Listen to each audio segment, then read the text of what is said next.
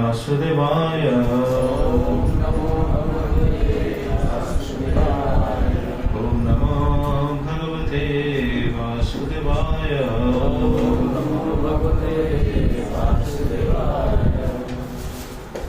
हरे कृष्ण। प्रभु श्री श्री जगन्नाथ बलदेव सुभद्रा महारानी, श्री श्री राधा गोपाल कृष्ण की बहुत कृपा से हम प्रभु श्री श्री जगन्नाथ के बारे में कुछ सुनने की प्रयास कर रहे हैं। मैं सभी भक्तों को धन्यवाद ज्ञापन करता हूँ क्योंकि आप सब श्रद्धा से श्रवण करने के लिए यहाँ पर उपस्थित है। तो जगन्नाथ के रथ यात्रा के बारे में हम कुछ चर्चा किए थे। तो कल हम चर्चा किए थे कि जगन्नाथ की जो रथ यात्रा हो रहा है, जिसको हम घोष यात्रा कहते हैं, ये यात्रा का नाम कितना है, कौन कौन नाम से ये यात्रा को हम जानते हैं या फिर शास्त्र में ऐसा वर्णन है, इसके बारे में हम कल चर्चा कर रहे थे। याद है किसको? कल जो चर्चा किए थे कौन कौन नाम से ये यात्रा को हम नामित करते हैं। एक है आड़व यात्रा और दूसरा है जन्म वेदी यात्रा, गुंडीचा यात्रा और नवोदिनात्मक यात्रा, दशावतार यात्रा, पतित पावन यात्रा, ऐसा हम सुन रहे थे। पतित पावन यात्रा के बारे में ज़्यादा चर्चा नहीं किए थे क्योंकि समय हो गया था, जगन्नाथ जी को हम खींचने वाले थे, टाइम हो गया था, इसलिए कल वहाँ कथा को हम स्थगित कर दिया। तो आज सुनेंगे पतित पावन यात्रा का मतलब क्या है, क्योंकि भगवान का एक नाम पतित पावन है। सिर्फ भगवान का नाम पतित पावन नहीं, और भगवान के मंदिर के शिव मंदिर के ऊपर जो झंडा लहराता है, वो झंडा का नाम भी पतित पावन, जैसे उड़िया में कहा जाता है पतित पावन बाना। तो ये पतित पावन बाना क्यों कहते हैं? कम से कम उड़िया लोगों को पता होना चाहिए, है कि नहीं? वसंत प्रभु, वो पतित पावन बाना क्यों है? पतित पावन बाना, और पतित पावन के रूप में भगवान भी, जगन्नाथ स्वयं वो पतित पावन के रूप में दर्शन देते हैं। इसके बारे में हम सुनेंगे। ये दो हमको सभी भक्तों को ज्ञात होना चाहिए। ये जो पतित पावन बाना, जो नेत्र झंडा जो ऊपर है, इसका नाम है पतित पावन। कम से कम हमको ये जरूर पता है जगन्नाथ मंदिर को कौन प्रतिष्ठा किए? हाँ जी, ब्रह्मा जी प्रतिष्ठा किए। ब्रह्मा जी जो प्रतिष्ठा किए, ब्रह्मा जी जो प्रतिष्ठा कर रहे थे, उस समय ये पतित पावन बाना को, पतित पावन झंडा को ब्रह्मा जी स्वयं वहाँ नीलचक्र के ऊपर बांधे थे। क्यों बांधे थे? इसका कारण है क्योंकि जब ब्रह्मा जी प्रतिष्ठा कर रहे थे, उस समय देखिए ब्रह्मा जी को ये ज्ञात हो गया कि ये तो जगन्नाथ, ये तो विग्रह नहीं है, ये साक्षात भगवान है। हमको पता नहीं, लेकिन ब्रह्मा जी को तो पता है ना, ये साक्षात भगवान है। हमको भी पता है, लेकिन हमको कैसे पता चलता है? शास्त्रों में से पता चलता है या फिर साधु लोगों से पता चलता है कि अपने आप पता चलता है कि ये भगवान है? नहीं। तो जब ब्रह्मा जी वो प्रतिष्ठा करने के लिए आए, ब्रह्मा जी भी हैरान हो गए। पहले क्यों हैरान हो गए? ब्रह्मा जी का हैरानी का कारण यह था क्योंकि शास्त्र में ऐसा कहीं भी वर्णन नहीं है कि भगवान का ऐसा आधा निर्मित विग्रह पूजित हो। ये शास्त्र में कहीं भी नहीं है। शास्त्र में कौन, आप किधर भी नहीं देख पाएंगे, इधर भी नहीं कि अर्ध निर्मित विग्रह पूज्य, पूजा के योग्य है, ऐसा शास्त्र में कहीं भी दिखाई नहीं देता। तो ब्रह्मा जी हैरान हो गए, भगवान को ऐसे कैसे हम पूजा करेंगे, कैसे प्रतिष्ठा करेंगे? ब्रह्मा जी का चिंतन का कारण ये था, हैरानी का कारण ये था।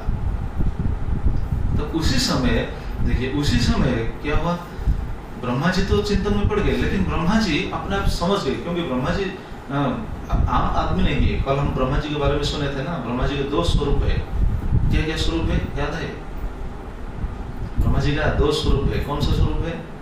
किसको याद है? किसको भी याद नहीं? ठीक है, याद कर देंगे। तो ब्रह्मा जी का दो स्वरूप है। एक है ब्रह्मा जी, अगर कोई जीव ऐसा शक्तिशाली, ऐसा क्या बोलते हैं, ऐसा पुण्यवान हो तो ब्रह्मा हो सकते हैं, ये एक स्वरूप है। उनके लिए योग्यता क्या है, क्वालिफिकेशन क्या है? जो 100 बार 100 जन्म वर्णाश्रम धर्म को सही ढंग से शास्त्रों के सिद्धांत बिल्कुल मानते हुए जो वर्णाश्रम धर्म को पालन करेगा वो ब्रह्मा पद पाने के लिए योग्य होगा। अगर ऐसा आदमी नहीं मिलेगा तो ब्रह्मा पद पर कौन आएंगे? स्वयं भगवान ही रजोगुणों को अंगीकार करते हुए अपने आप को ब्रह्मा जी के पद पर स्थापन करेंगे। तो ऐसे ब्रह्मा जी के दो स्वरूप है। तो कहने का तात्पर्य यह है कि ब्रह्मा जी को पता चल गया नहीं, ये भगवान का एक लीला है, अद्वितीय लीला है। ब्रह्मा जी अपने आप समझ गए। क्यों समझ गए? इसका कारण भी है, क्योंकि ब्रह्मा जी को स्वयं भगवान पहले ज्ञान दिए थे। हम जो ज्ञान अभी हम जितना भी ज्ञान हमारे पास है हम अभी प्राप्त कर चुके हैं, लेकिन कैसे प्राप्त कर चुके हैं? कैसे? अपने आप नहीं, इसके लिए बहुत प्रयास करना पड़ता है कि नहीं? आज जिसके पास जितना ज्ञान है और जो भी डिग्री है, क्या वो अपने आप ऐसे ही एक रात में हो गया? नहीं, वो बहुत परिश्रम किया, इसलिए उनको ये डिग्री मिला। तो ब्रह्मा जी ऐसा कुछ परिश्रम नहीं किए। ब्रह्मा जी को ज्ञान कैसे मिला? आप भागवतम पढ़ेंगे तो पता चल जाएगा। ब्रह्मा जी को ज्ञान कैसे मिला मालूम है? ब्रह्मा जी 100 साल तक, चलिए 1000 साल, 1000 दिव्य साल उन्होंने तप किया, तपस्या की। तो तपस्या 1000 साल करने के बाद भगवान उनको साक्षात दर्शन दिए, और दर्शन देने के बाद भगवान ने उनको आश्वासन दिया। बस आश्वासन नहीं, ब्रह्मा जी को भगवान ऐसे सोच रहे कि ब्रह्मा तुमको सभी शास्त्रों का, सभी का ज्ञान तुमको प्राप्त हो। ये भगवान की इच्छा, भगवान की संकल्प से ब्रह्मा जी को ज्ञान प्राप्त हो गया। इस जगत में ऐसा दूसरे आदमी कोई भी नहीं कर सकता है।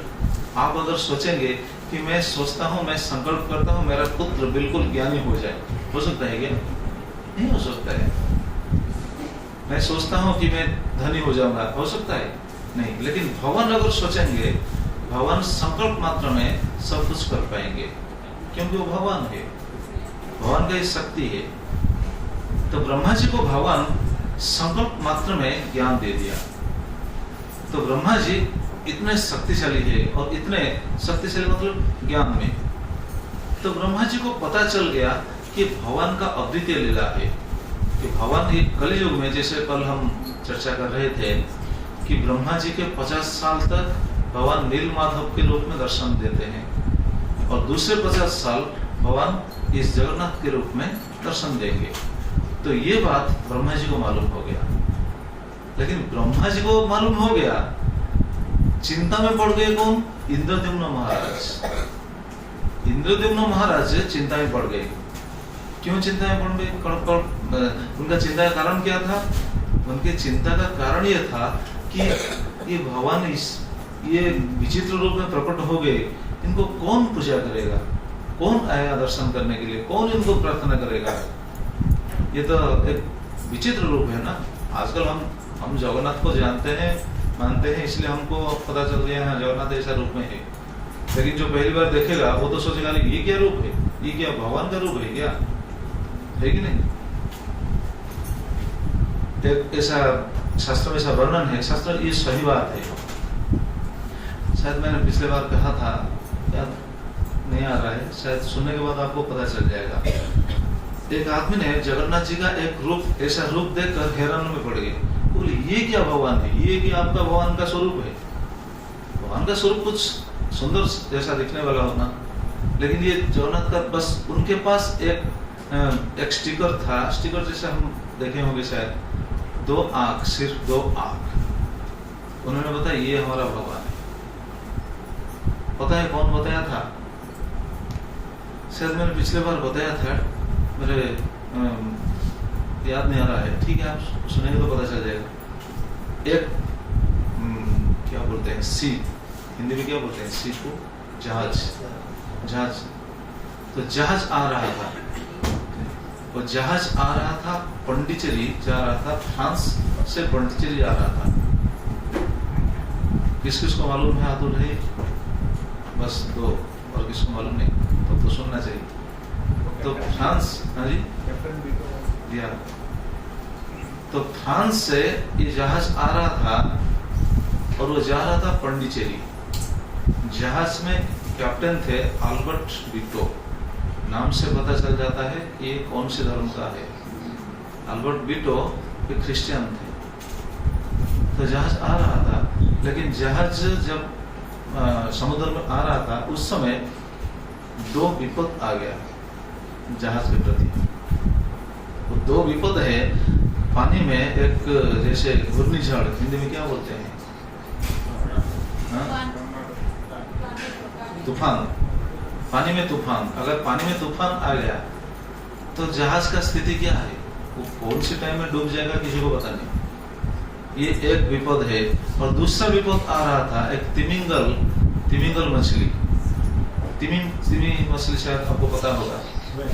तिमी मछली जो कि समुद्र का सबसे बड़ा मछली है, लेकिन तिमिंगल मछली वो उससे बड़ा है जो तिमी मछली को आसानी से निकल जाएगा। तिमिंगल, इसलिए उनको कहा जाता है तिमिंगल। भागवतम में तिमिंगल के नाम भी दिया गया है, दशम स्कंद भागवतम में। तो एक तिमिंगल मछली आ रहा था जहाज के प्रति। तिमिंगल मछली का इतना शरीर इतना बड़ा है, अगर उनका पूंछ जहाज में लग जाएगा तो जहाज जरूर डूब जाएगा। तो ये दो विपद जहाज के प्रति आ रहा था। कैप्टन बिटो अपने रडार में ये देखकर उनको पता चल गया कि जहाज जरूर डूबने वाला है। जहाज जरूर डूबने वाला है, ये बात तुरंत जहाज में फैल गई। जब फैल गई, बस इधर उधर दौड़ने लगे सब आदमी। जहाज के अंदर जितने भी आदमी थे सब भयभीत होकर इधर उधर दौड़ने लगे। तो उस समय अल्बर्ट बिटो एक जगह पर देखे, एक आदमी बिल्कुल कोई भी चिंता नहीं, कुछ परेशानियां नहीं, आराम से बैठकर कुछ ध्यान कर रहे हैं, कुछ जप कर रहे हैं, कुछ मंत्र का उच्चारण कर रहे हैं। अल्बर्ट बिटो जब देखकर उनको बिल्कुल हैरान हो गया, ये क्या है? ये सभी लोग इधर उधर दौड़ रहे हैं प्राण को बचाने के लिए। हालांकि बचाने का तो कोई चांस ही नहीं था। जहाज में अगर ऐसा विपद आएगा तो जहाज तो जरूर डूबेगा, कैसे बचेगी? ये बस में जा रहे हैं, एक्सीडेंट, ब्रेक फेल हो गया तो बचने का चांस है। क्या चांस है? कम से कम कूद जाएंगे। जहाज डूबने वाला है, कैसे बचेंगे? कूद जाएंगे। फ्लाइट अगर इंजन फेल हो गया तो क्या, कैसे बचेंगे? बचने का कोई चांस ही नहीं। तो जहाज डूबने वाला था, लेकिन वो आदमी बहुत प्रेम से कुछ स्मरण कर रहा था, कुछ याद कर रहा था, या कुछ मंत्र उच्चारण कर रहा था। अल्बर्ट बिटो उनके पास जाकर उनसे पूछे, क्या आपको पता है अभी क्या होने वाला है? उन्होंने बोला, हाँ मुझे पता है। क्या पता है? ना अभी जहाज डूबने वाला है। अरे जहाज डूबने वाला है तुमको पता है, फिर भी तुम इतना बेचैन होकर, मतलब शांत स्वभाव होकर इसे बैठकर क्या रट रहे हो? तो उन्होंने बताया, जैसे हमारा उड़िया में एक कहावत है, रखे हरि मारे के, मारे हरि रखे के। तो ऐसा उड़िया में कहावत है। तो उन्होंने ये बात बताया, अगर भगवान सुरक्षा देंगे तो जगत का कोई भी ताकत कोई भी विपद में नहीं पहुंचा सकता। और भगवान अगर किसी को मारने चाहेंगे तो कोई भी उनको बचा नहीं पाएगा। तो इसीलिए मैं क्या कर रहा हूँ, मैं भगवान के शरण जा रहा हूँ। उन्होंने बोला, अच्छा भगवान के शरण जा रहे हो? कौन सा भगवान के शरण में आप जा रहे हो? तो उन्होंने दिखाया ये रूप। उनके पास एक क्या बोलते हैं, स्टिकर जैसा कुछ फोटो था, वो दिखाया, ये हमारा भगवान है। जब वो देखे वो हैरान हो गए, ये क्या भगवान है? बस दो आंख है, बहुत बड़ा बड़ा दो आंख, ये क्या भगवान? ये भगवान का रूप है क्या? तो उन्होंने पूछा, ये कौन सा भगवान है? ये कौन से भगवान को आप पूजा कर रहे हो, उनका नाम ले रहे हो? तो उन्होंने बताया, ये है जगत के नाथ, जगन्नाथ। तो ये जगन्नाथ अगर कृपा करेंगे तो ये विपद उनके लिए, हमारे लिए कुछ भी नहीं है, वो आसानी से टल जाएगा। अगर विपद मुक्त होना चाहते हो तो उनके शरण में जाओ। वो आदमी का नाम था कुलशेखर सौदागर, नाम याद रखना चाहिए। वो आदमी था पिपली का। पिपली शायद मालूम है, उड़िया भक्तों को मालूम होगा पिपली। पिपली का वो आदमी था कुलशेखर सौदागर, वो भी वो जहाज में जा रहा था। तो वो बताया कि ये हमारा भगवान है। तब अल्बर्ट बिटो उसी समय ऐसे संकल्प ले लिए कि ठीक है, अगर जहाज ये जो विपद से मुक्त हो जाएगा, सही ढंग से अगर पांडिचेरी पहुंच जाएगा, तो ये जहाज में जितना भी धन है, जो भी है, हम जगन्नाथ जी को दे देंगे। बस ऐसा संकल्प कर लिए, संकल्प कर लिए। और कुलशेखर सौदागर ने उनको बताया ठीक है, आप ऐसा संकल्प कर लिए और भगवान का नाम लीजिए। तभी जब देखिए, अगर किसी आदमी को आप कहेंगे कि नाम लीजिए, वो नहीं लेगा, लेकिन जब विपद के सम्मुखीन होगा, उस समय अगर बोलेंगे कि नाम लीजिए आप बच जाएंगे, तो क्या करेगा? जरूर करेगा ना, ठीक है नहीं? अभी जो यहाँ जो वार हो रहा है, मिसाइल आ रहा है, ठीक है नहीं? उस समय अगर बोलेंगे आप नाम लीजिए, मिसाइल का प्रभाव कुछ नहीं करेगा, तो क्या करेंगे लोग?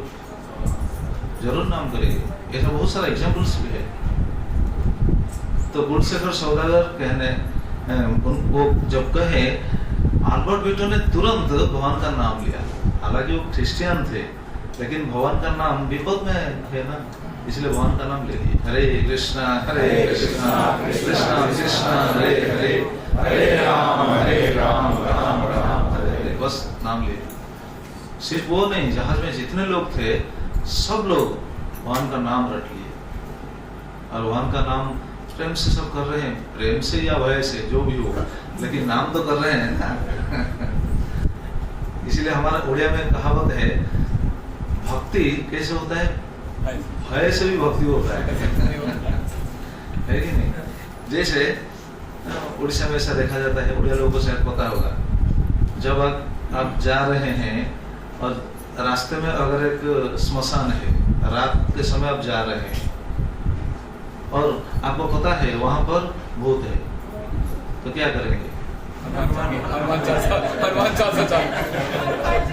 उस समय आपको कोई प्रॉम्प्ट करता है, अरे भाई हनुमान चालीसा लो या फिर भगवान का नाम लो?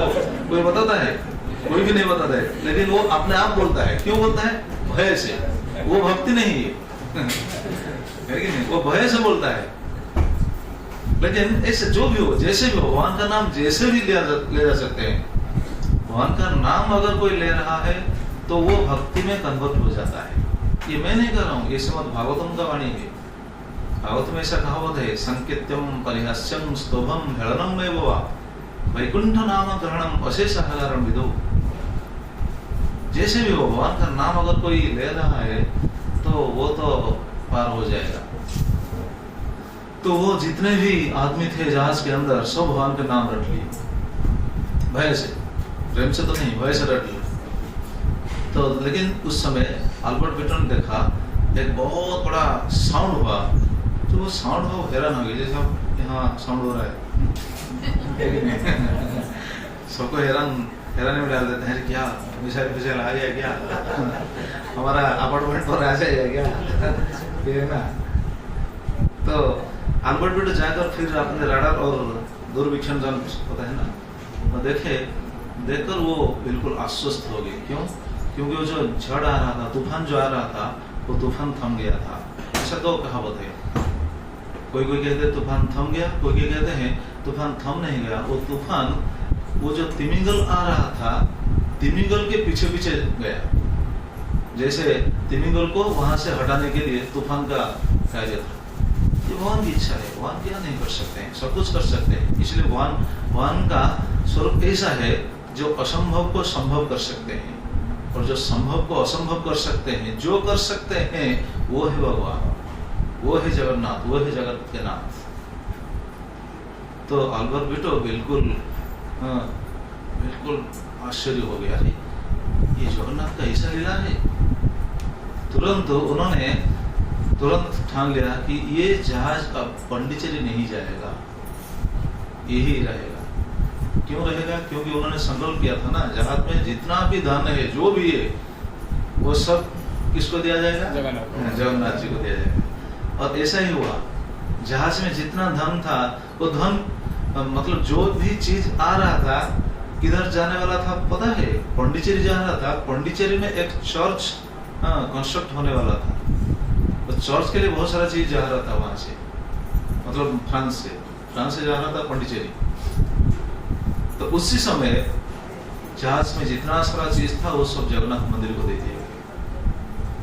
आज भी जगन्नाथ मंदिर में वो स्मारकी के रूप में एक चीज है। हाँ, कौन देखा है? अच्छा, वो तो देखे वो बेल है। क्रिश्चियन जो चर्च में बेल होता है ना, बहुत बड़ा बेल है।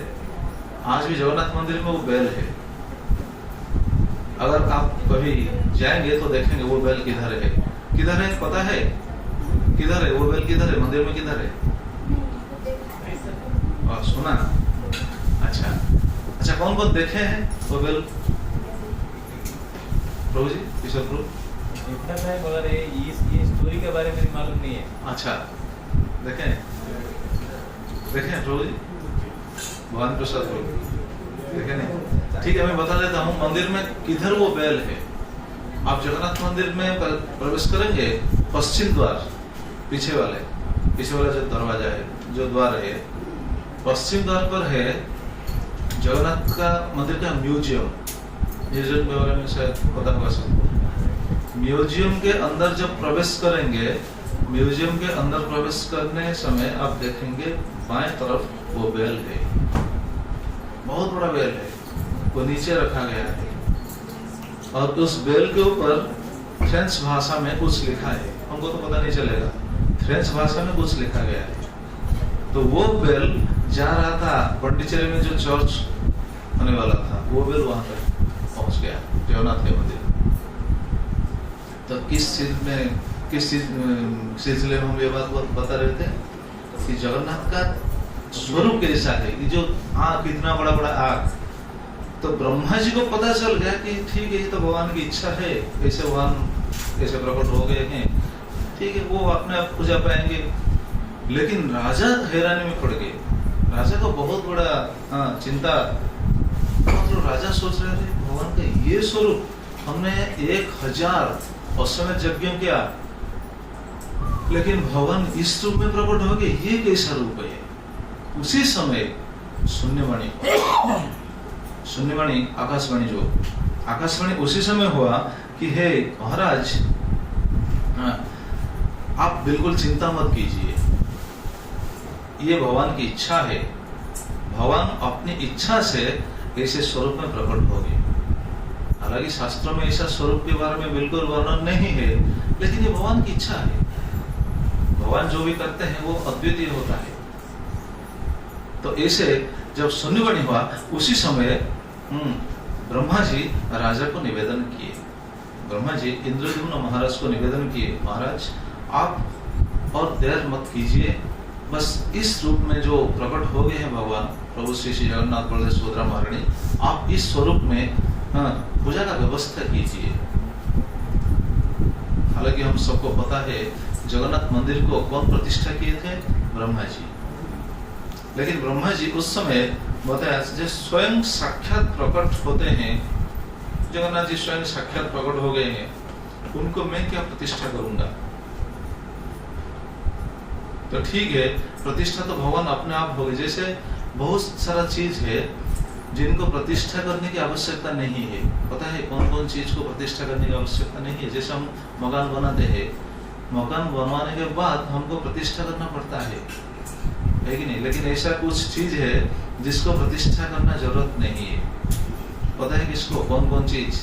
हाँ जी, शालिग्राम है, ठीक।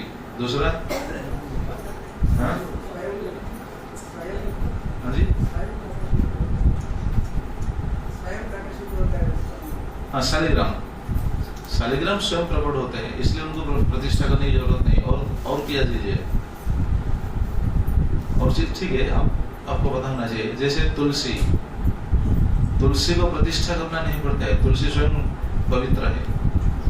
जैसे अगर हम घर मकान बनाते हैं तो प्रतिष्ठा करना पड़ेगा, लेकिन अगर घर में क्या बोलते हैं, गौशाला, घर में जो गौशाला होता है ना, हमारे उड़िया में बोलते हैं गुहाड़, हिंदी में क्या बोलते हैं? गौशाला।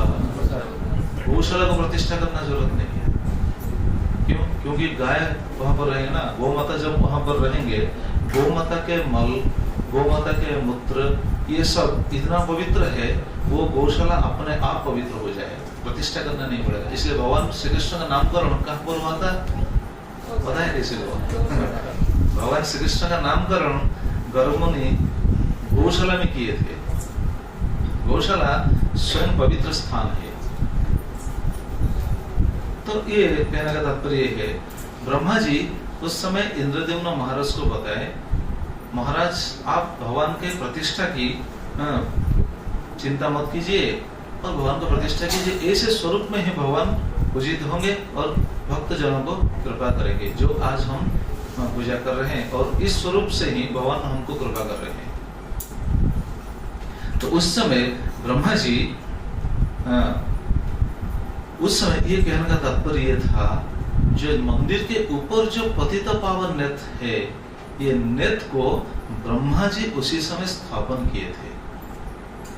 ब्रह्मा जी स्थापन मतलब वो बांध दिए थे, ब्रह्मा जी बांध दिए थे ये नेत को, और बोले ये नेत में अभी बांध देता हूं, और ये नेत को जो भी देखेगा, ये नेत को जो भी देखेगा वो मुक्त हो जाएगा। ब्रह्मा जी ऐसे बोले। इसीलिए शायद बढ़िया भक्तों को पता होगा, जब हम दूर से जगन्नाथ मंदिर को देखते हैं, वहां से जगन्नाथ मंदिर के जो पतित पावन नेत को देखकर हम प्रणाम करते हैं, है कि नहीं? कहाँ से दिखते हैं पतित पावन नेत जी? कहाँ से? अठनड़ा से नहीं, और पहले देखते हैं। हाँ, बाटमोड़ा। अच्छा, और पहले से देखते हैं, और पहले दिखते हैं चंदनपुर। चंदनपुर से दिखते हैं। तो देखिए, अगर किसके मन में ऐसा प्रश्न आ गया कि शास्त्र में तो ऐसा वर्णन है कि जो भी वो नेत्र को देखेगा वो तुरंत पवित्र हो जाएगा और ये अनायास मुक्त हो जाएगा, तो बहुत लोग तो देखते हैं, क्या सभी मुक्त हो जाते हैं? हाँ हाँ जी, हाँ होते होंगे। हाँ एग्जैक्टली। लेकिन शास्त्रों का सिद्धांत ऐसा है, लेकिन हमारा भाव क्या है डिपेंड करता है वो भाव के ऊपर। नेत्र को देखते हैं, लेकिन देखने के समय हमारा भाव क्या है, सही भाव से हम देखते हैं। जैसे जगन्नाथ को हम देखते हैं, रथ के ऊपर देखते हैं, ये तो हम आगे चर्चा करेंगे।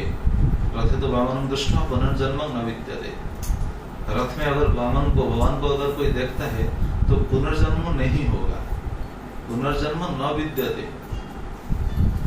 तो जगन्नाथपुरी में जो जगन्नाथ की जो रथ यात्रा होता है, कितने लोग आते हैं? 10 लाख के ऊपर। तो क्या सभी लोग मुक्त हो जाएंगे? शास्त्र में तो ऐसा वर्णन नहीं। तो क्या सभी लोग मुक्त हो जाएंगे? नहीं। भाव क्या, ये जरूर सोचने वाला बात है। जैसे जगन्नाथ जो रथ यात्रा के समय बहुत बिग पॉकेटर भी आते हैं, लेकिन तो वो भी आते हैं, क्या वो मुक्त हो जाएंगे?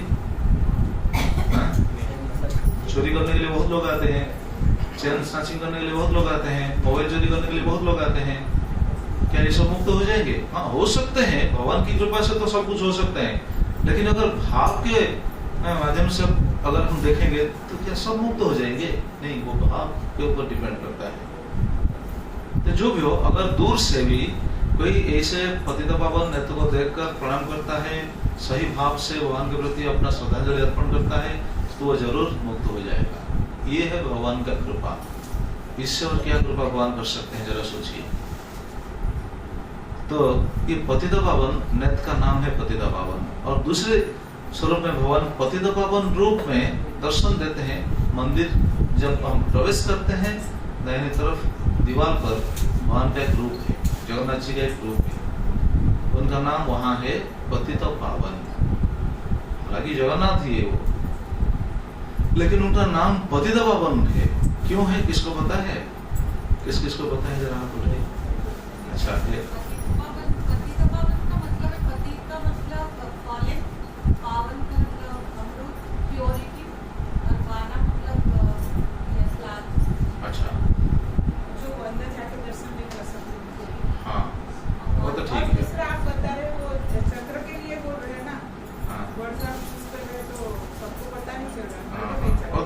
ठीक है, आप जो बोल रहे हैं वो सभी ठीक है, लेकिन वहाँ जो पतितपावन है उनका एक लीला है, वो क्यों वहाँ आकर ठहर गए, इसके बारे में किसको पता है?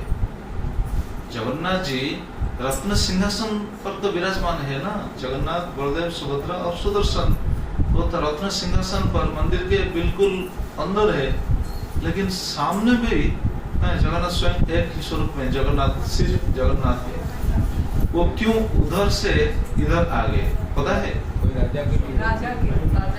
राजा के जो मुस्लिम कौन से? शादी अच्छा, उनका नाम क्या था? ठीक है, सभी को मालूम है इसलिए सुनना चाहिए, सुनेंगे। अच्छा, तो वो राजा थे रामचंद्र देव, राजा रामचंद्र देव थे, और रामचंद्र देव भी दो रामचंद्र देव थे। ये जो रामचंद्र देव जिसके बारे में हम अभी सुनने वाले हैं, ये है सेकंड रामचंद्र देव, पहले रामचंद्र देव भी थे।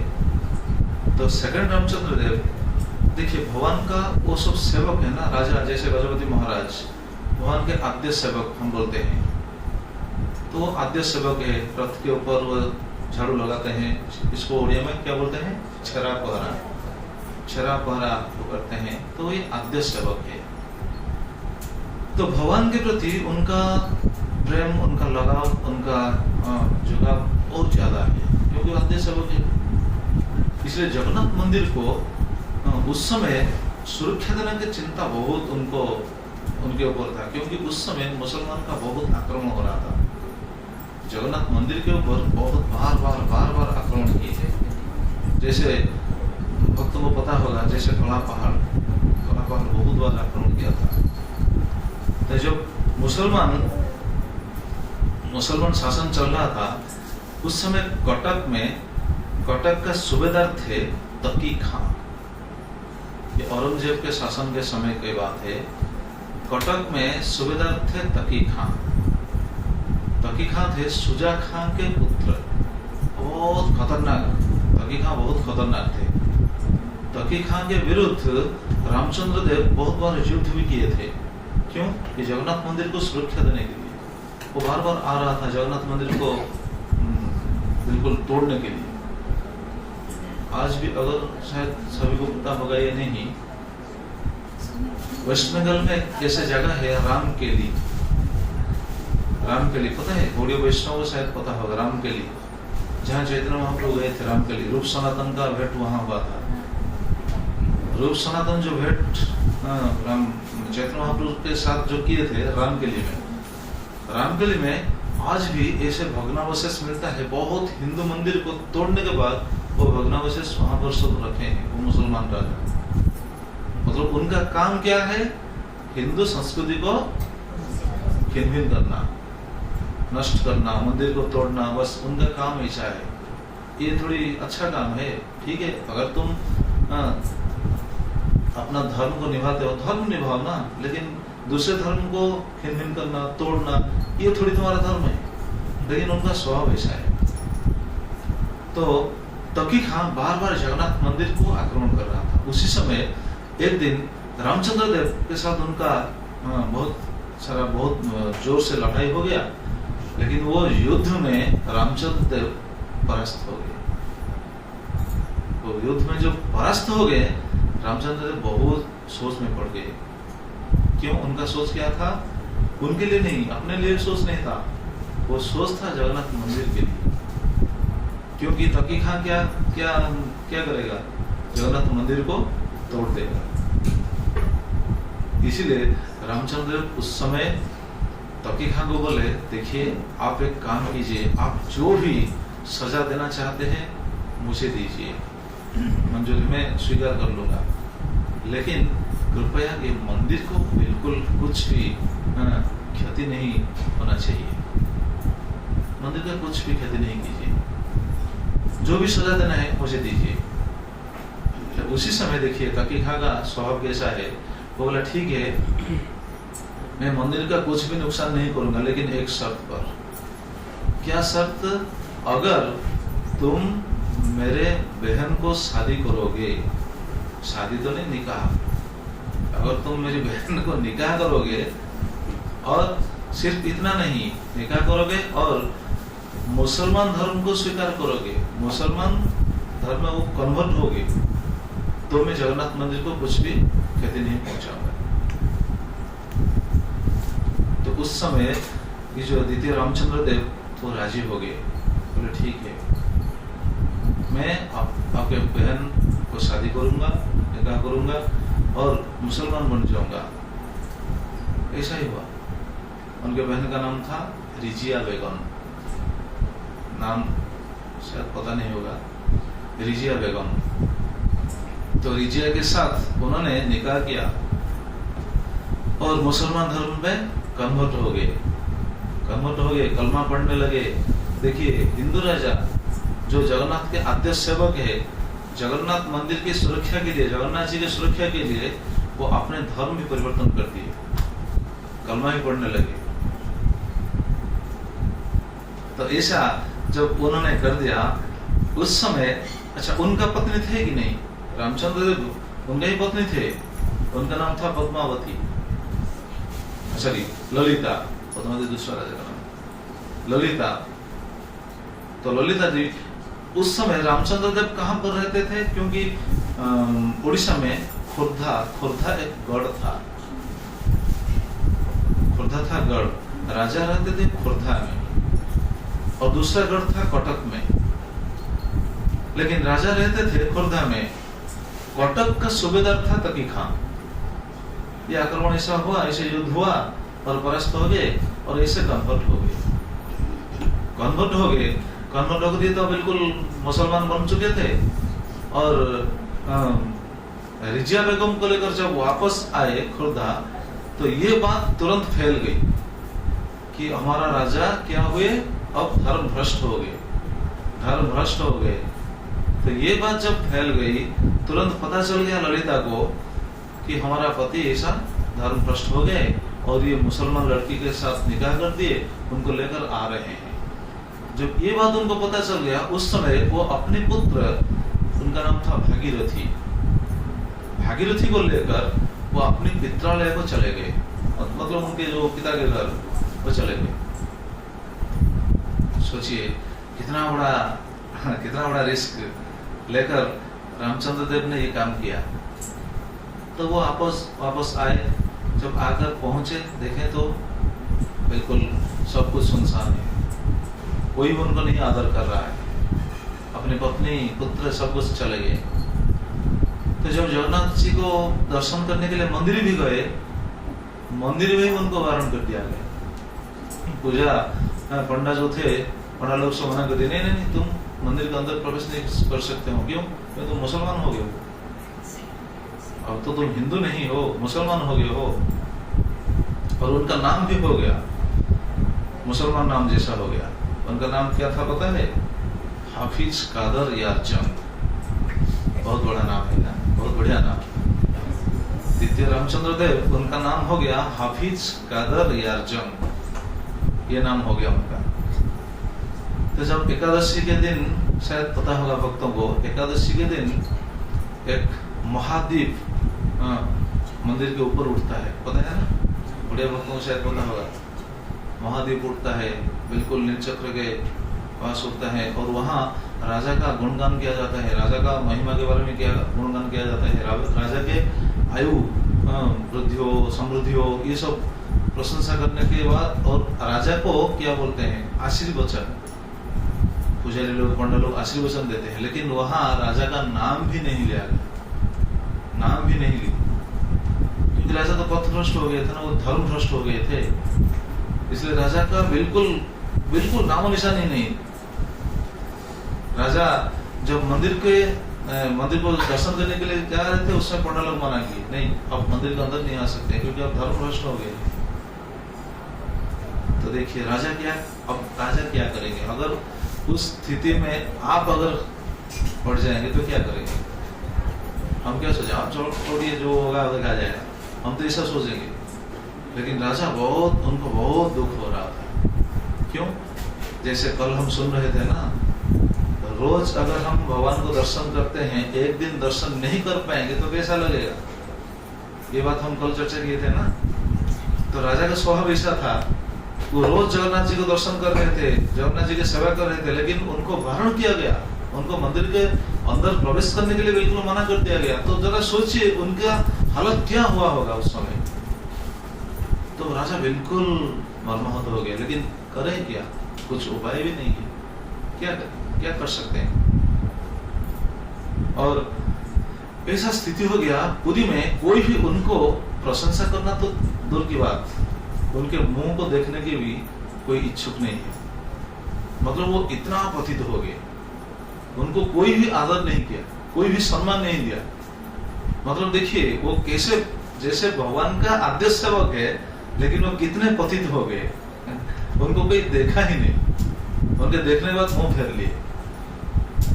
जरा सोचिए ऐसे अगर हालत हो जाएगा एक आदमी का, उनका क्या बोलते हैं मेंटल स्थिति क्या होगा?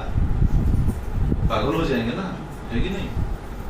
तो राजा क्या करें, इसलिए रात को खुर्दा से रात को अपनी घोड़ा में आते थे जगन्नाथ जी को दर्शन करने के लिए। रात को कैसे दर्शन करेंगे? मंदिर तो रात को बंद हो जाता है। तो क्या करते हैं, रात को आकर मंदिर के सामने खड़े होकर बस नीलचक्र को और पद्मनाभन नेत्र को देखकर वहां रोते थे। प्रभु जी मैंने क्या किया?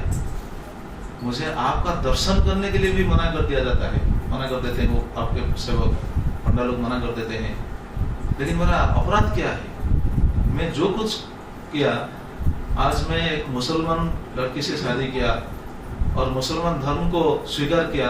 क्यों किया? आपको तो पता है ना क्यों किया? क्योंकि आपकी सुरक्षा के लिए मैंने ये किया। ये तो मेरा कोई गलती नहीं है ना, आपकी मंदिर को सुरक्षा देने के लिए मैं ये स्टेप लिया। तो इसमें मेरा क्या गलत है, मेरा क्या कसूर है? तो ऐसा रोते हुए भगवान के पास ये बस प्रार्थना करते थे और वापस जाते थे खुर्दा। ऐसा रोज चलता रहा, रोज। और कौन से समय? रात में, क्योंकि रात में सब सो जाते थे, रात में देखने वाला कोई नहीं था। दिन में उनको देखकर सब निंदा करते थे, मुंह फेर लेते थे, रात में कोई देखने वाला कोई नहीं था। रात में जाते थे वैसे जगन्नाथ के पास जाकर ऐसा रोते थे, ऐसा विलाप करते थे और वापस आते थे। ऐसा रोज चलता रहा, बहुत दिन चलता रहा। एक दिन कुछ सेवक, जगन्नाथ जी के कुछ सेवक हैरान हो गए, क्योंकि भगवान तो भगवान है ना, भगवान सब कुछ भूल सकते हैं, लेकिन एक चीज भगवान कभी भी नहीं भूलेंगे। वो क्या मालूम है? किसको? अपने भक्तों को नहीं भूलेंगे। भगवान सब कुछ बोल सकते हैं, लेकिन भगवान अपने भक्तों को नहीं भूलेंगे। इसलिए भगवान का एक नाम है भक्त वत्सल। क्या है? जोर से बोलिए ना, भगवान का एक नाम है भक्त वत्सल। भगवान का नाम इधर भी आप शास्त्र में देखेंगे, भगवान का नाम कर्मी वत्सल नहीं है, ज्ञानी वत्सल नहीं है। बहुत बड़ा बड़ा ज्ञानी हो सकते हैं जगत में, लेकिन भगवान का नाम ज्ञानी वत्सल नहीं। हाँ आप इतना बड़े ज्ञानी है, ठीक है आइए, भगवान ऐसे नहीं हमको अपनाएंगे। लेकिन अगर हम भक्त बन जाएंगे तो भगवान भक्त वत्सल है। इसलिए भगवान स्वयं अपने मुख से भगवद गीता में कहे हैं। वो श्लोक क्या है? नवदेशस्ति न प्रिय जे भजन्ति तुमां भक्त्या मयि ते देशु काप्यहम् मयि ते देशु चाप्यहम्। तो भगवान का कोई शत्रु नहीं है, कोई मित्र नहीं है, लेकिन जो भगवान का भजन करते हैं, जो भगवान का भक्ति करते हैं, भगवान उनको कभी भी नहीं भूल सकते हैं। भगवान कभी भी नहीं भूल सकेंगे। मेरा हिंदी तो इतना है, बस चलता है। तो भगवान कभी भक्तों को नहीं बोलेंगे। इसलिए हम अभी भुवनेश्वर में प्रभु जी को बोल रहा था, भुवनेश्वर में भागवत कथा हो रहा था। भागवत कथा में परीक्षित महाराज के बारे में हम चर्चा कर रहे थे। तो परीक्षित महाराज के बारे में प्रसंग में ऐसा भागवत में ऐसा वर्णन है, ये भगवान का एक धर्म है। जैसे हमारा धर्म है ना, हम सबका एक धर्म है। क्या धर्म है? जैसे एक आदमी का बहुत सारा धर्म हो सकता है। क्या धर्म? जैसे एक आदमी का एक पिता का धर्म हो सकता है अपनी संतानों के प्रति, है कि नहीं? अपनी पत्नी के प्रति पति का धर्म हो सकता है कि नहीं? अपने पिता माता के प्रति बेटा का धर्म हो सकता है। तो ऐसे अगर हम देखेंगे तो एक आदमी का बहुत सारा धर्म है कि नहीं? तो भगवान का क्या धर्म है जरा बताइए, कोई बता पाएगा? परीक्षित महाराज के टॉपिक जब चल रहा था, शास्त्र में ऐसा वर्णन है, भागवत में ऐसा वर्णन है, भगवान का एक धर्म है, वो धर्म को कहते हैं स्वधर्म। तो भगवान का स्वधर्म क्या है? भगवान का स्वधर्म है भक्त वत्सल। भगवान सब कुछ सहन कर सकते हैं लेकिन भक्त को छोड़ नहीं पाएंगे। इसलिए हमको क्या करना पड़ेगा? हमको क्या बनना पड़ेगा? क्या बनना चाहिए? ज्यादा पढ़ाई करेंगे, बहुत सारा धन इकट्ठे करेंगे या फिर बहुत और पोस्ट पोजीशन से प्राप्त करेंगे? नहीं, ये तो होगा, ये तो भगवान का कृपा नहीं है, ये तो कर्म फल के हिसाब से हमको मिल जाएगा। भगवान का भक्त अगर हम बन जाएंगे तो बहुत इस भगवान बहुत वो क्या बोलेंगे, भगवान अपने आप को बेच देंगे। सच में ऐसा वर्णन है। तो क्या बोल रहा था मैं? पतित, वो पतित हो गए, राजा पतित हो गए, तो उनको कोई भी नहीं देख रहा था, तो ऐसा चल रहा था। तो भगवान एक लीला की, भगवान एक लीला की कि भक्तों का मर्यादा को स्थापन करेंगे, जगत को दिखाएंगे कि मैं मेरा भक्त के लिए क्या कर सकता हूँ। तो ऐसा तो राजा रोज जाते थे, भगवान को दर्शन करके आते थे बाहर से, इधर तो प्रवेश नहीं था, बाहर से मंदिर को दर्शन करते थे, नीलचक्र को और पतित बाबा को देखकर वापस आते थे। लेकिन दूसरा कार्य भी हो रहा था, किसी को भी पता नहीं। लेकिन भगवान इच्छा की ये बात को जगतवासी के साथ, जगतवासी के पास प्रकट करेंगे, जगतवासी को दिखाएंगे कि मैं कैसा भक्त वत्सल हूँ। तो एक दिन कुछ पंडा देखो वो हैरान हो गए। जगत के नाथ जगन्नाथ को रात में वो तो स्वयं देते थे, लेकिन सुबह जाकर जब मंदिर के दरवाजे खुलते थे, सामने से उनको दिखाई देता था कुछ फूल वगैरह वहां से गिरा हुआ था। कौन सा फूल? जो फूल भगवान को स्वयं देते समय वो यूज करते थे। कि भगवान को जब स्वयं देते हैं पुजारी लोग, भगवान का स्वयं के समय कुछ फूल देते हैं। जैसे ठंडी के दिन भगवान के लिए शीत का वस्त्र भी देते हैं, ठंडे वस्त्र भी देते हैं। तो पंडा लोग ये देखें, अरे हम तो स्वयं देते हैं जगन्नाथ को अंदर अपने सिंहासन के पास, लेकिन ये चीज यहाँ कैसे आता है? तो ये बहुत दिन चलता रहा। पंडा लोग उनको कुछ समझ में नहीं आ रहा था क्या हो रहा है, कुछ भी पता नहीं पंडा लोगों को। लेकिन वो देख रहे थे यहाँ कुछ ऐसा फूल गिरा है, ऐसा कुछ वस्त्र गिरा है, तो वो सोच में पड़ गई क्या हो रहा है। तो ये बात उनका बहुत चिंतनीय विषय हो गया। तो भगवान को निवेदन किए, प्रभु आप ये क्या कर रहे हैं? हम तो आप स्वयं दे रहे हैं, आप उधर क्या कर रहे हैं? आपका फूल वहां गिरा है, आपका वस्त्र वहां गिरा है, आपका क्या बोलते हैं जो बेड में जो बेडशीट वगैरह जो तकिया बोलते हैं, हिंदी में क्या बोलते हैं? तकिया, वो तकिया जाकर वहां गिरा है, क्या चल रहा है प्रभु जी? तो उस समय जगन्नाथ जी बोले, अरे तुम लोग एक गलत काम कर दिया, तुम लोग ने एक बहुत बड़ा अपराध किया। क्या अपराध किया? कि मेरा भक्त है रामचंद्र देव, वो मेरे लिए अपना धर्म छोड़ दिया, मेरे लिए अपना धर्म छोड़ दिया, वो मुसलमान लड़की की शादी कर लिया। लेकिन तुम लोग क्या किया? उनको मंदिर के भीतर प्रवेश करने के लिए मना कर रहे हो। ठीक है, तुम लोग उनको मंदिर को प्रवेश करने के लिए बारण कर रहे हो, लेकिन वो तो आ रहा है ना रोज मुझे दर्शन करने के लिए, इसीलिए मैं रोज जाता हूँ, उनको दर्शन देता हूँ, मंदिर के सामने उनको दर्शन देता हूँ। वो मंदिर के अंदर नहीं आ सकता है, लेकिन मैं तो मंदिर के बाहर जा सकता हूँ ना। तो देखिए जगन्नाथ जी स्वयं उनको दर्शन देने के लिए स्वयं सिंहासन को छोड़ करके, जो शयन के समय भगवान शयन करते थे, लेकिन उस समय सिंहासन को छोड़ करके दर्शन देने के लिए अपने भक्तों को सिंहद्वार पर आ जाते थे। तब पंडा लोग हैरान हो गए, अरे भगवान की ऐसी लीला है। तो पंडा लोग प्रार्थना की, प्रभु लेकिन हम क्या करेंगे, हमारा तो नियम ऐसा है ना, वो तो विधर्म में हो गए, उनको तो मंदिर के अंदर प्रवेश अधिकार नहीं है, हम क्या कर सकते हैं। तो उस समय जगन्नाथ जी उनको आश्वासन दिया, ठीक है उनको मंदिर के अंदर नहीं आप प्रवेश कर सकते हैं, ठीक है, लेकिन उनका नाम को मत भूलिए, वो मेरा परम भक्त है। और जो भी ऐसा पतित हो जाता है लेकिन मेरे प्रति उनका भक्ति है, वैसे पतितों को मैं दर्शन करने के लिए दर्शन देने के लिए वहां नित्य विराजमान रहूंगा, ऐसा भगवान अपने मुख से बोल दिया। इसीलिए भगवान जो सिंहद्वार हम जो प्रवेश करते हैं ना, प्रवेश करते राइट साइड जो है जगन्नाथ का स्वरूप हम देखते हैं, वो जगन्नाथ का स्वरूप जो हम देखते हैं वो है पतित पावन।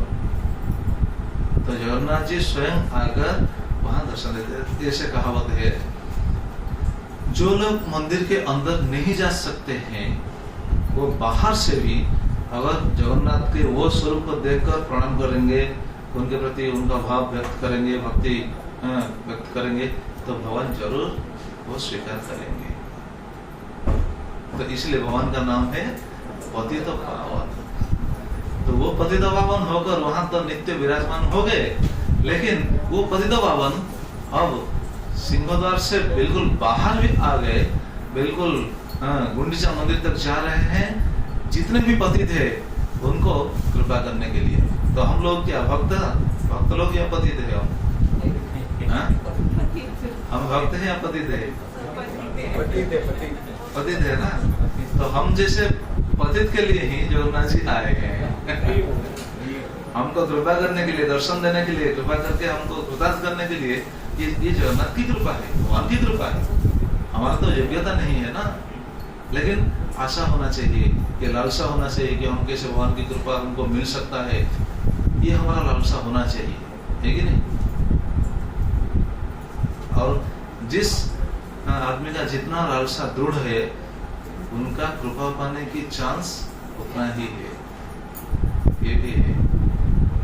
तो ये पतित पावन अभी बाहर आते हैं, ये पतित पावन सभी पतितों को कृपा करने के लिए, इसलिए एक नाम है पतित पावन यात्रा।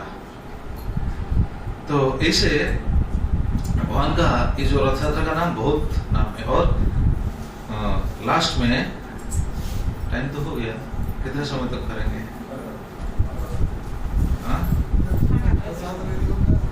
अच्छा ठीक है ठीक है। और एक नाम है घोष यात्रा। घोष यात्रा ये जो रथ यात्रा का एक नाम है घोष यात्रा। घोष यात्रा क्यों है? इसके पीछे बहुत सुंदर कारण है। हाँ जी, अच्छा, सब भक्तों का ऐसा ही सोच है। प्रभु जी ऐसा बोल रहे थे कि जैसे नंदी घोष, भगवान का रथ का नाम है नंदी घोष, इसीलिए नंदी घोष, इसलिए उनके यात्रा का नाम है घोष यात्रा। ठीक है, अगर ऐसा सोचेंगे तो नंदी घोष में कौन जाते हैं? जगन्नाथ जी जाते हैं ना। तो बलदेव और सुभद्रा जी वो तो नंदी घोष में नहीं जाते हैं उनके रथ का नाम तो दूसरा है ना। बलदेव का दर्पध्वज और सुभद्रा का दर्पदलन। तो फिर यात्रा का नाम क्या होगा? ताड़ यात्रा हो सकता है, दर्प यात्रा हो सकता है नहीं। तो घोष यात्रा क्यों है, इसके बारे में हम सुनेंगे, बाद में कथा को विराम देंगे। इसलिए एक श्लोक है, दोले च दोल गोविंद चापे च मधुसूदन रथे तो वामनं दृष्ट्वा पुनर्जन्मं न विद्यते। भगवान को अगर ऐसी स्थिति में हम देखेंगे तो पुनर्जन्मं न विद्यते। कौन कौन यात्रा में कौन कौन भगवान का मतलब भगवान का कौन कौन स्वरूप में हम उनको दर्शन करेंगे, इस श्लोक में दिया गया है। दोले चो दोलो गोविंद। उड़िया लोगों को पता होगा, दौड़ यात्रा होता है ना, दौड़ यात्रा में गोविंद जाते हैं, दौड़ गोविंद।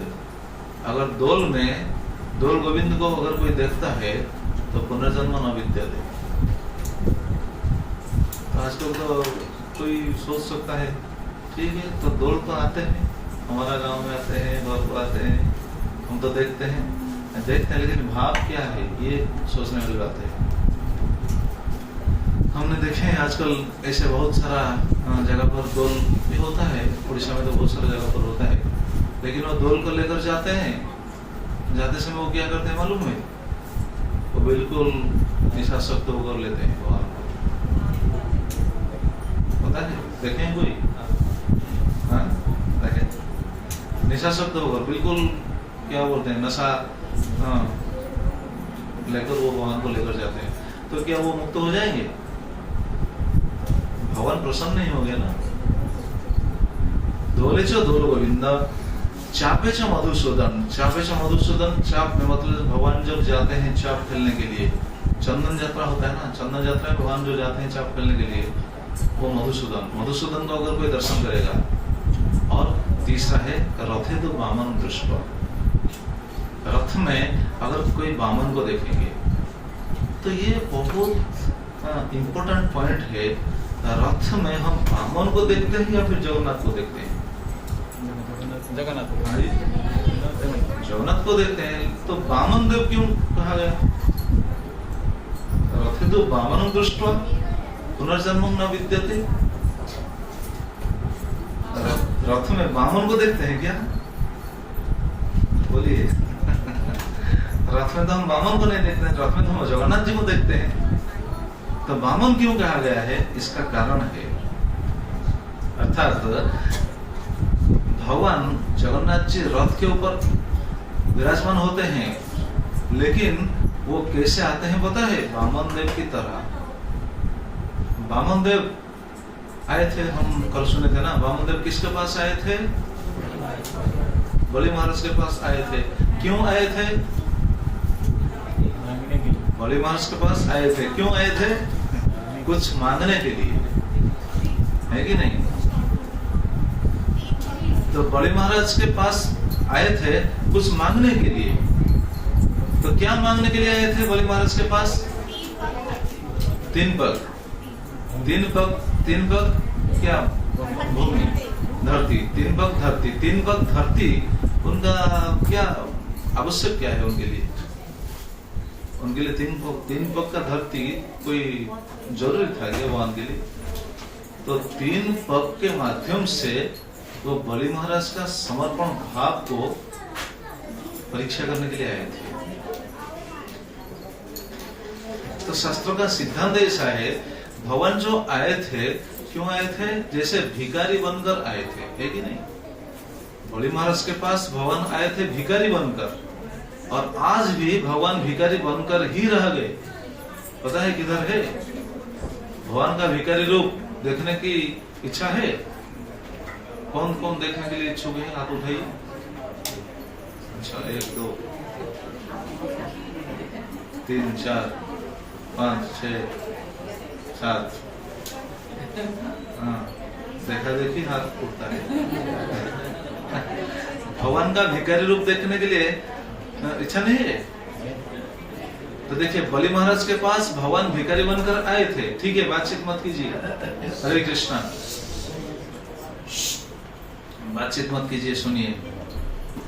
तो भगवान आए थे बलि महाराज के पास भिखारी बनकर आए थे, लेकिन भिखारी बनकर रह गए।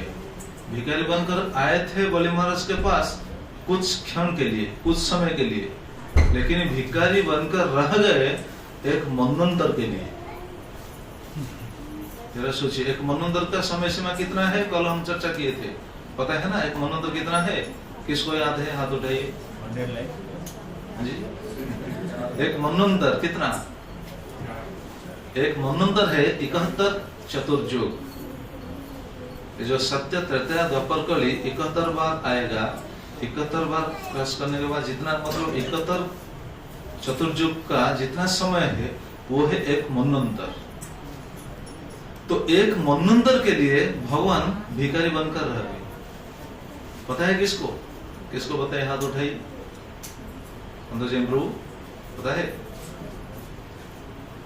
हाँ?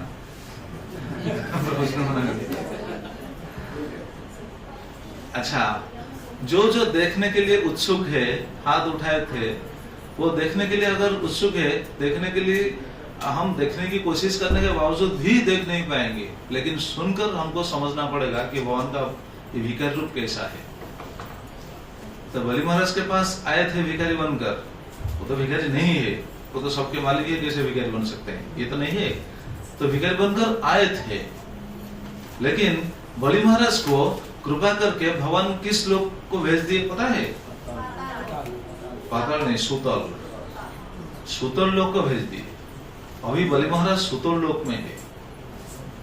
तो बलि महाराज जिस लोक पर है, सूतल लोक में है, वो कैसे हैं? बलि महाराज सूतल लोक में एक बहुत सुंदर भवन में अब रह रहे हैं। तो भवन का बलि महाराज को भगवान पूछे, ठीक है आप क्या चाहते हैं मेरे से? तो बलि महाराज भगवान को एक निवेदन किए, प्रभु पता है द्वारपाल बनने के लिए नहीं निवेदन किए थे, ऐसा कोई निवेदन कर सकता है क्या? अच्छा नहीं, ये भी नहीं। सुनिए, बलि महाराज ने भगवान को क्या निवेदन किए थे? बलि महाराज ने भगवान को निवेदन किए थे, प्रभु मैं जब जब द्वार से निकलूंगा आपको देखूंगा, जब जब द्वार से निकलूंगा आपको देखूंगा। तो ये बलि महाराज का निवेदन था। तो भगवान का नाम क्या है? भक्त वत्सल, तुमने सुना अभी। तो भगवान क्या करेंगे? भक्तों का मनोवांछा पूर्ण करेंगे या नहीं? पूर्ण करेंगे, है कि नहीं? तो बलि महाराज जिस लोक में रह रहे हैं, जिस भवन में रह रहे हैं, उस भवन का कितना द्वार है पता है? इसके बारे में शायद किसको पता नहीं होगा, पता नहीं होगा। बलि महाराज जिस भवन में रह रहे हैं, उस भवन का, जैसे इस यहाँ आने के लिए 2 द्वार है, वहां से यहाँ से 2 द्वार है। अगर आप निकलेंगे, किधर से निकलेंगे? शायद इधर निकलेंगे या फिर उधर से निकलेंगे। तो बलि महाराज जो द्वार, जो भवन में रह रहे हैं, उस भवन का द्वार कितना है? 52। कितना? 52, 52 द्वार, 52 द्वार है। अच्छा जरा सोचिए, अगर एक भवन का 52 द्वार है, तो मालिक अंदर है, वो कौन से द्वार में बाहर जाएगा किसी को पता है? आप मालिक है, घर का मालिक आप है, कौन से द्वार में निकलेंगे आपका मर्जी है। तो भगवान सोच में पड़ गए। क्या सोच में पड़ गए ये सुनिए आप। भगवान सोच में पड़ गए, अरे बलि महाराज को तो मैंने तो कथा दे दिया कि जो जिस समय वो बाहर निकलेंगे उनको मैं दर्शन दूंगा, लेकिन वो कौन से द्वार पर बाहर निकलेंगे ये वहां सोच में पड़ गए। 52 द्वार है ना, तो भगवान 52 द्वार में प्रहरी करने लगे। मतलब हर समय ये 52 द्वार में क्या बोलते हैं? दौड़ते। किस समय हमारा भक्त कौन से द्वार में निकले किसको पता?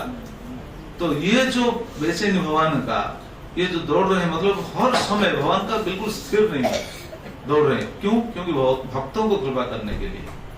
तो ये बात लक्ष्मी को पता चल गई। लक्ष्मी देवी देखी, अरे ये भिखारी बनकर आए थे बलि महाराज के पास, अब ये क्या हाल है उनका, ये दौड़ते रहे। इसलिए बलि महाराज के पास लक्ष्मी देवी गई। लक्ष्मी देवी जाकर बलि महाराज को प्रार्थना करके बोले, देखो आज से मैं आपको मेरा भैया बना देता हूँ। ठीक है, भैया बना दी। भैया बनाने के बाद क्या करें, क्या किया पता है? राखी बांध दी। लक्ष्मी देवी बलि महाराज के हाथ में राखी बांध दी। राखी बांधने के बाद बलि महाराज बोले, ठीक है आप तो राखी बांध लिए, आपको क्या चाहिए बताइए। लक्ष्मी देवी इस फायदे के लिए ही गई थी। मतलब अपने पति को छुड़ाने के लिए ही गए थे। हाँ, हमको पता चल गया।